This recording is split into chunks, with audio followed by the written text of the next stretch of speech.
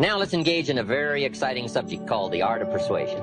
Let me give you some notes to take, because I found there's a great deal of difference between presentation and persuasion. When I first got into sales, I became a pretty good presenter. Show taught me well. I used to hear people say, I've listened to a lot of salesmen, but you've got to be one of the best. I thought, wow, the man has taught me well. Somebody else would say, hey, I've been around, I think I've heard them all, but wow, you've got to be the best. You're one of the greatest salesmen I've ever heard. And I thought, wow, I've learned this stuff pretty quickly. Then one day the awful truth dawned on me. I thought, hey, wait a minute. Something's wrong here. If I'm one of the world's all-time great salesmen, how come they ain't buying? It started to dawn on me that I had an additional skill to learn. I got very good at presentation. I had yet to get good at persuasion. There were two great orators of antiquity. One was Demosthenes. He was a Greek. The other was Cicero. Cicero was a Roman. And they were both great speakers. But it was said of Cicero, when he spoke, everybody said, what a great speech. It was said of Demosthenes, when he spoke, everybody said, let us march. And that's the difference between presentation and persuasion. I'm asking you to learn this additional skill. We call you a good persuader if now the results start to follow. If something starts to happen, if people decide, if they actually do something about your presentation, if they do something about your appeal, if something happens, now we know you have truly become what we call a persuader. So let's talk about the art of persuasion and what all it entails. Let me give it to you. Here's number one. Be a good storyteller. If you're involved in a company that deals in numbers and business and products and volume of business, make sure you translate all the business into stories. Sometimes it's easy to say, we did $10 million in business last month. And then we forget the stories that are involved in that 10 million. So here's what I'm asking you to do. Become story conscious as well as figure conscious. How many stories does $10 million represent? And if you're only interested in the numbers and not the stories, you'll be limited in your future skills of communication. Try to translate activity and business and volume and money and numbers into people's lives and stories and who all is involved in the transactions. Okay? Now here's another key. Become your own best storyteller. Learn to tell your own story. Whether it's identification, logic, solutions, be a student of your own life. It's so important to go back over your own life. It's good to review at the end of the day your experiences of the day. We call it learning to reflect. One of the keys of making the past more valuable to invest it in the future is learning how to reflect. And let me give you some good times to reflect. One is at the end of the day. Take a few minutes at the end of the day and go back over your day. Who did you see and who did you meet and who did you talk to and what happened? Why did they say what they said and why did you say what you said? We call it running the tapes again. And if you'll take a few minutes at the end of a day and run the tapes of the day again, that day will take a more important place in your equity future. You'll be able to draw from that day. But if you casually go through the day, and then if you casually miss the opportunity to lock that day into your consciousness, sure enough, at some future time when you could have drawn from that experience, it won't be available. Here's how to lock in your past and make it more of an equity. Number two, take a few hours at the end of the week to go back over a week. A week is a pretty good chunk of time. The sights and the sounds and the colors and the people and the decisions and the mistakes and the errors and the successes. Just go back and review that week and let that week take a more powerful place in your awareness. A half a day at the end of the month. A month is really a good chunk of time. We wouldn't let a company go by without taking a look at least in 30 days. You can't be casual about taking a look. Somebody says, well, let's let the company go a few years and then we'll take a look. Say, no, you can't wait a few years. That would be too late. You could be so far off track. Now, I'm asking you not to let your life go more than about 30 days without taking a serious look at the numbers and what you've done and what you've said and how you've grown and your experiences, so that one more 30-day period takes a stronger place in your life. Take a weekend at the end of the year called Time to Reflect. Why? To make the past more valuable. If you treat it so, experiences can become commodity. currency, coin. Now, why try to make the past more valuable? Here's the simple answer: to invest it in the future. Let me offer you this challenge: to gather up more of your past and invest it in your future.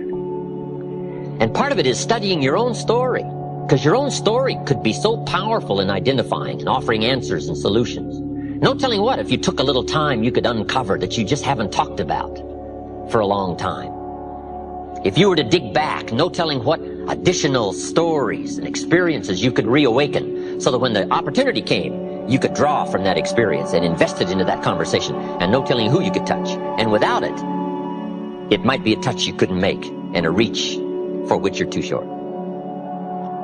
Stories, your story, other people's stories. What a great way to illustrate fact and ideas and philosophy is to use the stories of life, because that's the real stuff of life, the stories of life.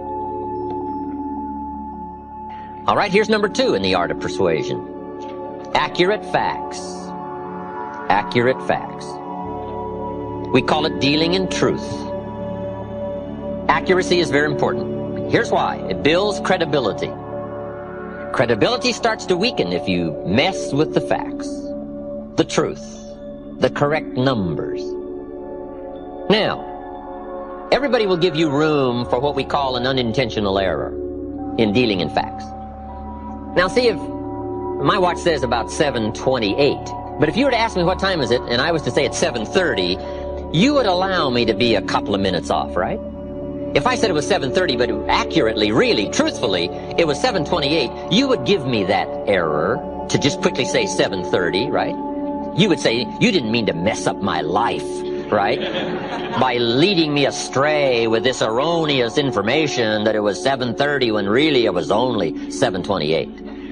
Now, there are times and occasions when you may have to be precise, and it may be a life and death matter, who knows. But in generally speaking, people will give you room for making what we call an unintentional error in stating what we call the truth. But beyond a sort of reasonableness of unintentional error to what we call in higher circles unacceptable. Some people deal in exaggeration, and it starts to destroy their credibility. If you're giving testimony in a trial, and you're on the witness stand, if they catch you in one lie, guess what they do with the rest of your testimony? They throw it all away. Why? You have destroyed your credibility. The guy says, well, no, I only lied just that one time. Well, how are we going to believe that? All it takes is one to now weaken your whole testimony, right? So here's part of the key in the art of persuasion. Dealing in truth. Dealing in fact.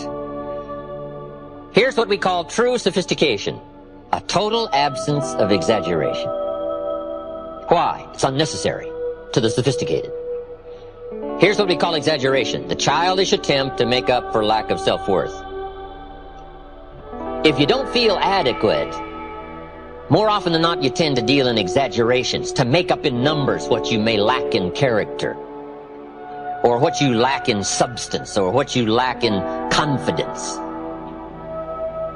But if you start building character and confidence, precision of thinking and decision-making, and you have a sense of growing worth and value, you don't mind dealing in absolute truth and accuracy, because that's what counts. Here's the next key. Better understated than overstated. I have a book called Seasons of Life, and it's got my picture in it. And it isn't the best picture. You know, the book came out about 3 years ago. I published it myself.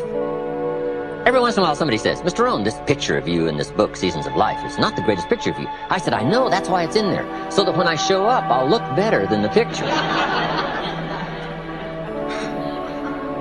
Right, a lot of people use these glamour Hollywood shots, right? And when they show up in person, they look a little used around the edges, right? I'd rather have people surprised on the upside than surprised on the disappointing side. If you're working with people, let me give you one of the greatest clues I've learned. When you're working with people, let them find out it was more than you promised, and let them find out it was easier than you said. Later, you always want people to be surprised that it's more than you promised, and it's easier than you said. Key here, learn to trust the truth. If the truth isn't enough, then all you have to do is become stronger yourself in presenting the truth.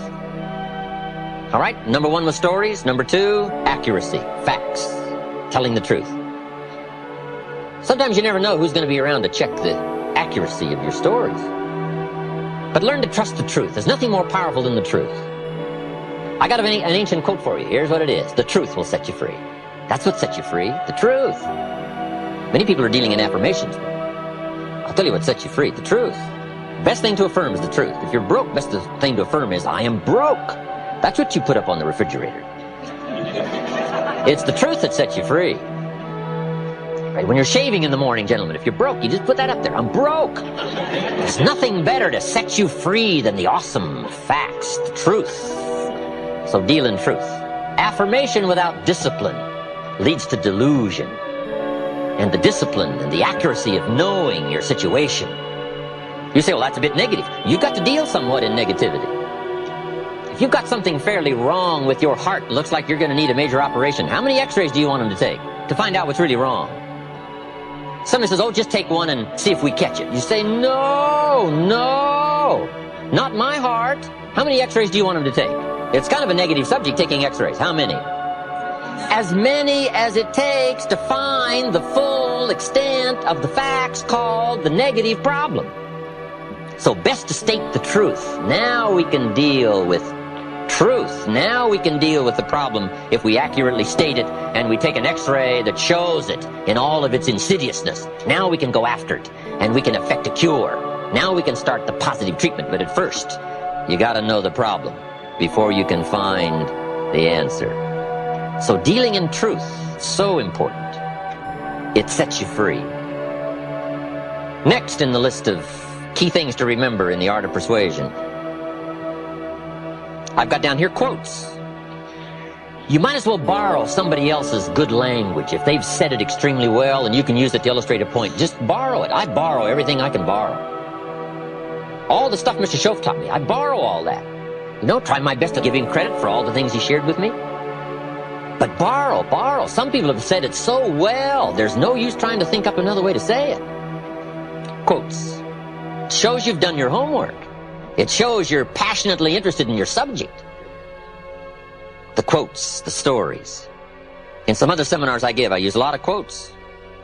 I'm talking about humans being affected by each other, and I quote the lyrics from a recent song that says, if not for you, the winter would hold no spring, couldn't hear a robin sing, I just wouldn't have a clue, if not for you. Now see, that's so well said, you couldn't improve much on that. So the key is to just borrow all that you can borrow to support your argument, to express your heart, or to express your mind and your feelings. This is part of the art of persuasion, learning to borrow things well said and well constructed. Winston Churchill said, the truth is incontrovertible. Malice may attack it, and ignorance may deride it, but in the end, there it is. See, that's so well said, and it's so precise, and it's so dramatic, that you might as well borrow the drama that comes from the language just by exercising the quote. I talk about the brevity of life in one of my other lectures. The Beatles wrote, life is so short. And for John on the streets of New York, it was extra short. But see, those are powerful words. Elton John sings, she lived her life like a candle in the wind. Wow, you can't think of much better lyrics to describe how fragile life is and how brief it is.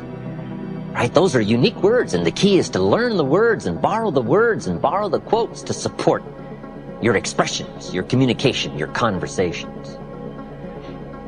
Benjamin Disraeli said, nothing can resist a human will that will stake its existence on its purpose. Wow, that's powerful. We call this towering language. We call this climbing the summit of words and sentences and phrases that have incredible meaning, so briefly said and yet so powerfully done. And you might as well borrow the power and borrow the explanation and borrow the effect of somebody else's unique words. Just borrow those and put them into your presentation. You'll see the dramatic difference right away. And think up words of your own that are powerful, but when you need it, reach and borrow somebody who has said it well, and offer it for somebody to consider, to touch the heart and touch the soul and mend the problem and get somebody to decide, to try, to move, to change, to grow. Of course, this isn't an easy task. It wasn't meant to be easy. It was meant to be a price, because that's how you appreciate the promise of language, the language that affects the cure, the language that reaches and touches. You've got to go through some of these skills, learn the craft. Now, I've got another word down here you might not have that much use for. It's called oratory. Oratory is a dramatic way of saying something to catch someone's attention, to drive the point home. But I do have a bit of oratory. One of my lectures, I'm dealing with the problem of complaining. I go through a whole list called the diseases of attitude. And when I get to the last one, complaining, I'm wanting to really make it clear. And I say, spend 5 minutes complaining and you have wasted 5. And you may have begun what's known as economic cancer of the bone. They will soon haul you off into a financial desert and there let you choke on the dust of your own regret. That's what we call a bit of oratory, right? Oratory. Just a burst, right? Now, you can't do 30 minutes of that, right? That'd be too much. But when the occasion calls for it, oratory, saying something in a more dramatic fashion.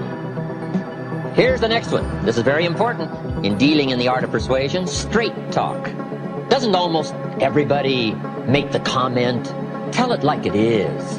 And that was one of the great experiences I had in meeting this incredible gentleman, Mr. Schoaf, when I was 25 years old. Mr. Schoaf only went to the 8th grade in school, so we put things in very simple language.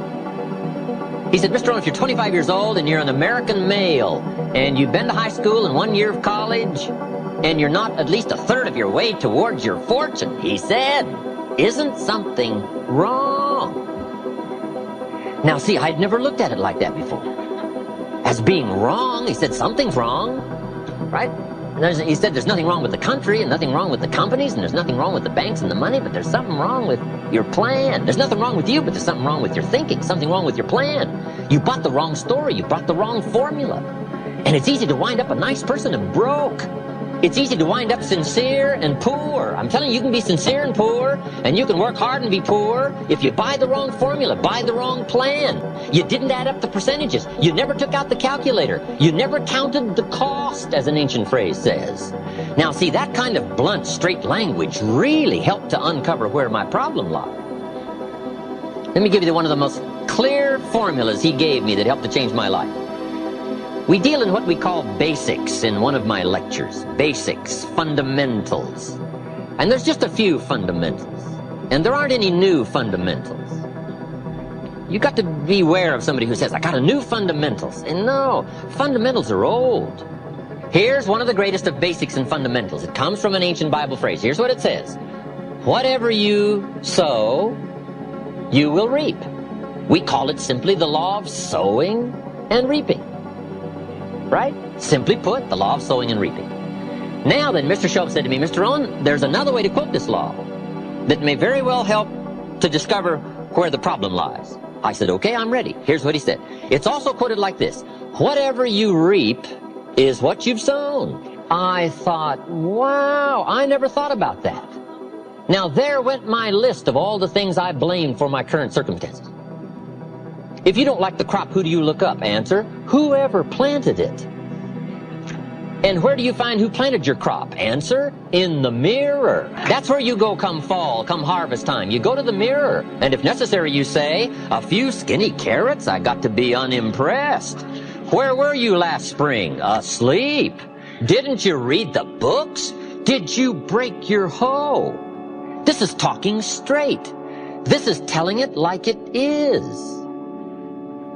I asked the question last night, am I reading enough books or am I not?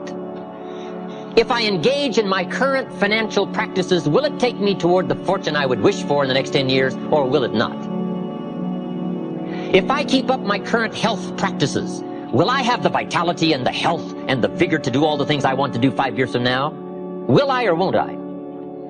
Are my current practices taking me where I would really like to go, or have I been kidding myself for quite some time?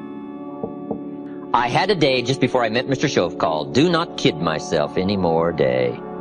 Here's where I am after 25 years. Here's what I've got. There's no use Mickey Mousing with the numbers. There's no use trying to stretch it. There's no use trying to excuse it. There's no use trying to paint it some phony color. Let's tell it like it is. Because it's the truth that starts the freedom mechanism working. It's the truth that starts to relieve the mind of all the guilt and all the excuses and get right down to where it is. When I finally discovered that the government wasn't my problem, and that prices weren't my problem, and that it wasn't the company, and it wasn't company policy, and it wasn't my negative relatives, and it wasn't the weather, and it wasn't the economy, and it wasn't the community, when I finally discovered it was me, we call that trauma. Now, after I had passed through the trauma of discovering that it was me and not all the other things I'd blamed all those years, when I finally went through the trauma, now suddenly it dawned on me, hey, if it's me, I can do something about that right away. And then I started getting excited after my trauma had passed. The only change that is really going to dramatically affect your life is you. Mr. Shove said to me, Mr. Owen, if it isn't going well for you, you don't say, what's wrong out there? You say, what's wrong in here? There's a Black Heritage spiritual that says, it's not my mother nor my father. It's not my brother nor my sister. It's me. What a revelation. But once you find out it's you, that's something you can go to work on this very day. You can start to make a new stretch today. You can start reading some new books today. You can sign up for some new classes today. You can start engaging in constructive thinking today. You can make some life-changing decisions today. See, you don't ever have to be the same again after this evening, only by choice. Now, this is called dealing in straight talk. Next, in the art of persuasion, challenge. Challenge. We all respond to a challenge. I don't know a normal human being that doesn't respond to a challenge. From the time we were small, how high can you jump? How fast can you run? How much can you do? Can you win? Right? We all respond to a challenge. So part of the art of persuasion is challenge. Here's one of the greatest challenges Mr. Shoaff gave me. He said, let's go do it. That's the great challenge. Not you go do it, let's go do it. Boy, it's easy to say you go do it. You go change your life, you go be successful, you go make the decisions. But how much better if somebody comes along and says, let's go do it. Let's read the extra books, let's make the decisions, let's pour it on. For the next 6 months, let's go full speed 110% and see what comes of that. Boy, what an inspiring thing when somebody says, let's go do it. That's the greatest of challenge. Let's. But life is a challenge. What else is new? It is so important to articulate the challenge, the press, the push, because the push is on. But that's what life is all about, accepting the challenge, driving the roots deep, becoming as strong as possible, accepting everything that comes and making it into what you wish to make it, attempting your best, trying your hardest, thinking well, reading well, living well, struggling with it all. That's called the challenge. But that's what makes life worthwhile. That's where the value is. The struggle for high ideals to make something unique out of your life. I don't know how better to put it. That's it, the challenge. Now here's the last part in the art of persuasion. The word is passion. Passion is the emotion. Unique thing about emotions. Emotions is what gives us the drive. Emotions is the spirit. Emotions is the life. It isn't just knowledge that makes you wealthy. It's knowledge mixed with feelings and attitudes and emotions. The surge of feelings and emotions. But here's the key. Our emotions need to be educated. We've got to send emotions to school. We call civilization the intelligent management of human emotions. You've got to have the drive. Without the power, you don't get anywhere. But now we've got to have the power well educated and well directed. But that's what it takes in the final art of persuasion, putting yourself into the picture. Passion, emotion, beliefs, convictions. If you can learn to articulate those well, if you'll learn to let that flow, not just from the surface, but from down deep, from a lifetime of experience, if you'll draw from all of those feelings and commitments and awareness, even with some misgivings, even with not knowing it all, even with a sense of humility, But it's that flow of emotion that finally now seals the point in the final art of persuasion, when people have picked up the essence that you really believe and are committed to what you've been talking about, and that's why you laid it on the line. That's why you borrowed every quote you could borrow. That's why you said it as well as you could say it. That's why you told every story you could. That's why you used yourself front and center. It's because you so passionately believe in the moment and what you're trying to accomplish in the way of decision-making in touching somebody else's life. Now, how good can you get at all of this, the art of persuasion? Probably one of the best illustrations I can give you is an ancient Bible story. I'm an amateur on the Bible, but there's some neat stories. One is so dramatically told, it bears repeating. It says, King Agrippa was advised one day that he had a famous man in his prison. And they came and said, "Oh, Agrippa, we have got the man you've been wanting for a long time. We've got him locked up in your dungeon." And King Agrippa knew who the man was. He was the great leader of the early Christians, formerly known as Saul from Tarsus, now known as Paul, apostle, leader of the early Christians. And Agrippa has been brought this incredible news that this man is in his dungeon. I'm sure Agrippa said, "You don't mean the man himself." They said, "O king, we have got the man."